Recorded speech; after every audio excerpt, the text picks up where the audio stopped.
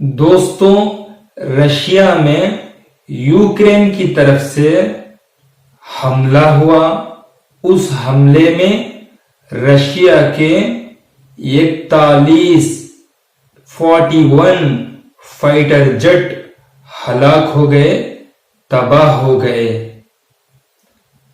اسی طرح رشیا میں ایک ٹرین کے حادثہ میں 7 آدمیوں کی موت ہو گئی۔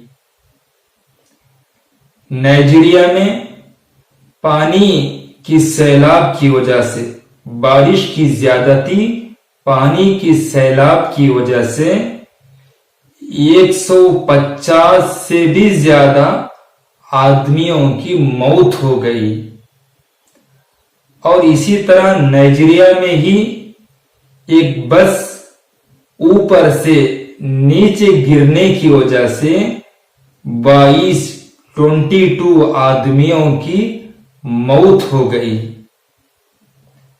غزہ میں اسرائیل کی طرف سے ہونے والے حملوں میں 24 گھنٹوں کے اندر 37 غزہ کے رہنے والوں کی موت ہو گئی۔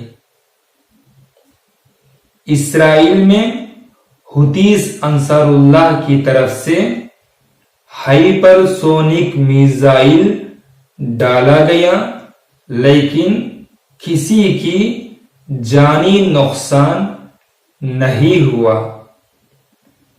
دوستو، اگر آپ کو میرے اس نیوز بولنے کا انداز پسند آیا ہو تو ہماری اس ویڈیو کو لائک کر کے ہماری اس آسان نیوز چینل کو سبسکرائب کر کے جڑ سکتے ہیں۔